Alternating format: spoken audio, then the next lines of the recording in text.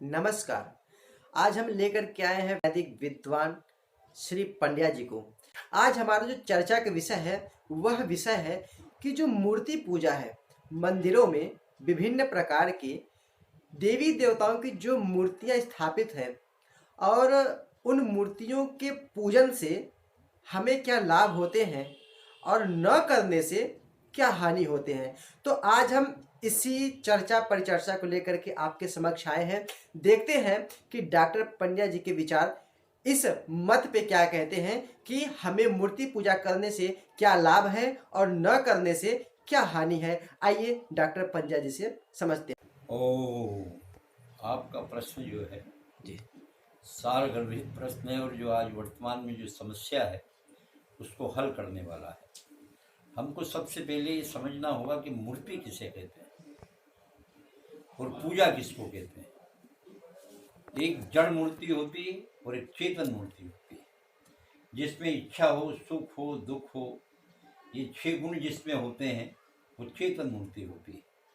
और उसकी पूजा का अर्थ है जिस पदार्थ में जो गुण हैं उन गुणों को प्राप्त कर लेना, ये उसकी पूजा हुई। और जड़ जो रहते हैं उसमें सुख, दुख, इच्छा, द्वेष, ज्ञान, प्रयत्न 6 गुण नहीं होते। हम उसकी पूजा करें जो चेतन है। तो जब हम चेतन की पूजा करेंगे तो उससे हमको लाभ होगा।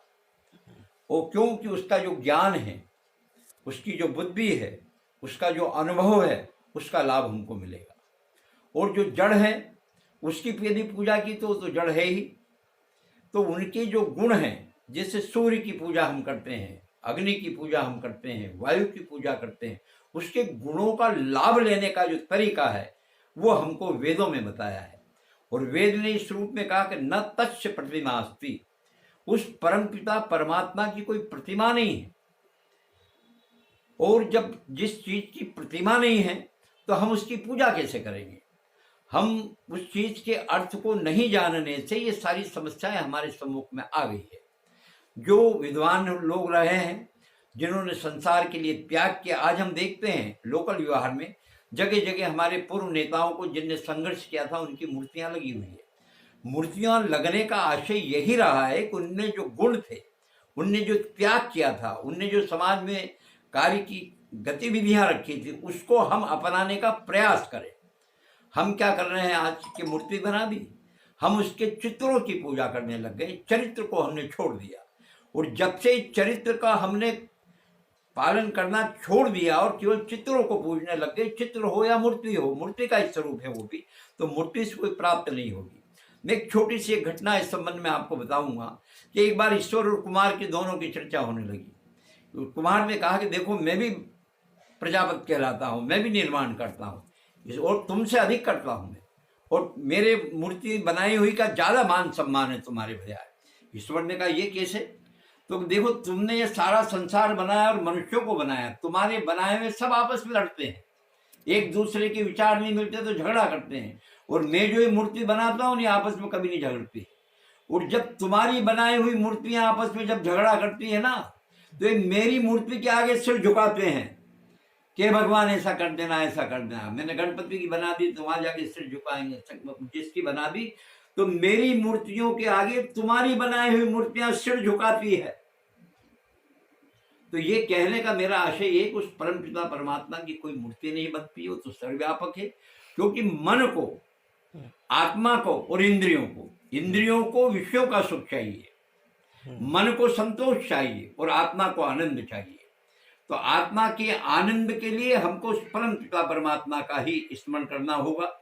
और वेदों ने इसीलिए स्पष्ट रूप से हमको मार्गदर्शन दे दिया, न तस्य प्रतिमा अस्ति। और जहां तक लाभ और हानि का प्रश्न है, महर्षि दयानंद ने सत्यार्थ प्रकाश में इस बात को बहुत खुलासे से किया कि मूर्ति पूजने से क्या हानि और मूर्ति की पूजा नहीं करने से क्या लाभ। यहाँ मूर्ति से आशय हमारी चेतन सत्ताओं की के गुणों को ग्रहण करने से है, उनके उपदेश लेने से है। देखिए, मूर्ति पूजा के कारण ही तो सोमनाथ के यहाँ दुर्गति हुई, मूर्ति पूजा के कारण ही हमारे देश की दुर्गति हुई। और महर्षि दयानंद ने स्पष्ट शब्दों में कहा कि मूर्ति पूजा किसने चलाई, तो उन्होंने कहा जैनियों ने चलाई। जैनियों ने क्यों चलाई, तो मूर्खता से चलाई। तो ये इसका कारण यही है कि मूर्खता का आशय यहाँ यही है कि हम उन जड़ पदार्थों से कोई लाभ नहीं ले सकते हैं, और जड़ की पूजा करते करते हमारी बुद्धि भी जड़ हो जाती है। जैसे हमारे हाथ में यदि केसर है, चंदन है, तो उसकी सुगंध आएगी, और यदि अन्य किसी चीज है तो उसकी दुर्गंध आ जाएगी।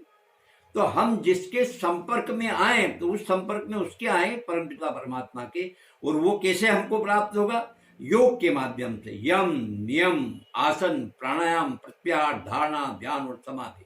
जब हम इस चीज को समझेंगे तब हम उसका लाभ ले सकेंगे कि परमपिता परमात्मा सर्वव्यापक है, सर्वांतर्यामी है, वो अजर है, अमर है, अभय है, नित्य है, पवित्र और सृष्टि करता है। उसी की उपासना करना चाहिए। इसलिए उस परमपिता परमात्मा का भी ध्यान योग से होता है।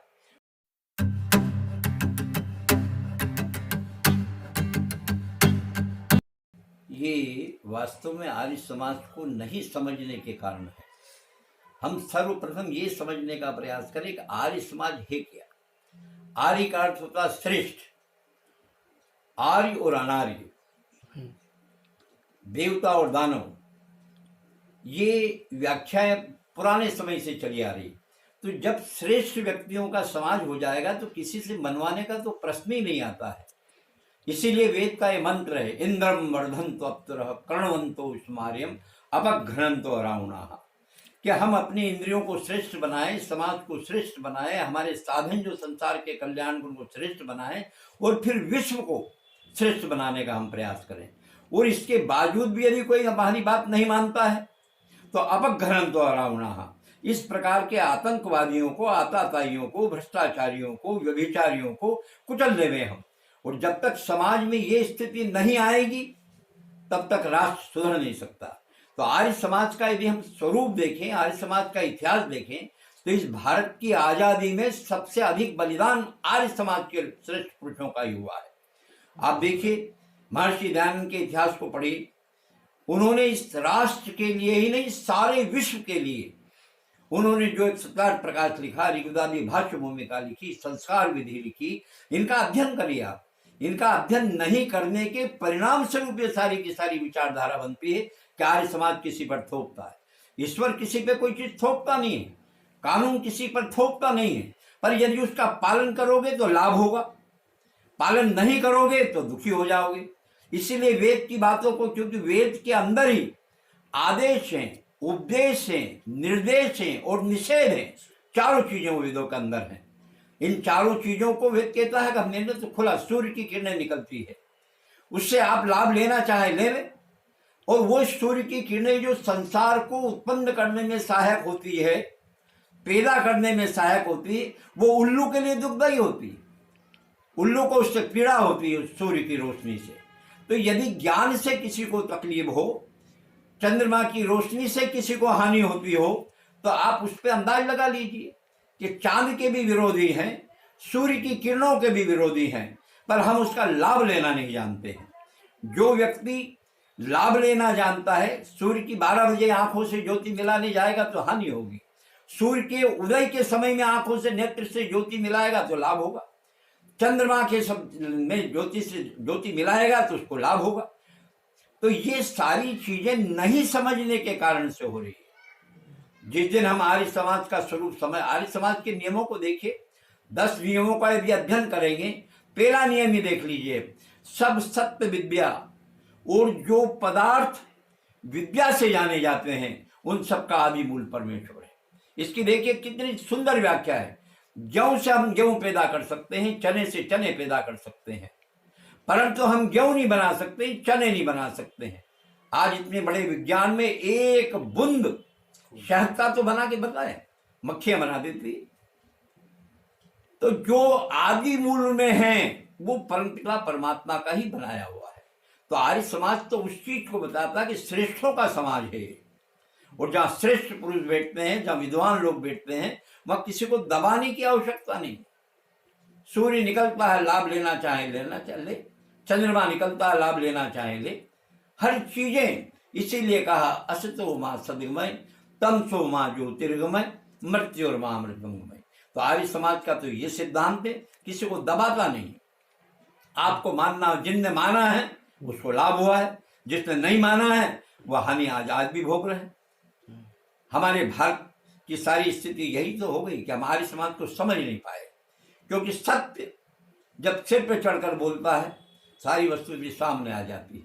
पाखंड ज्यादा दिन नहीं चलता है, पर सत्य तो होती है। तो आर्य समाज सत्यता का रक्षक है, वेदों का ज्ञान का प्रचारक है। आर्य समाज इन वेद का प्रचारक है।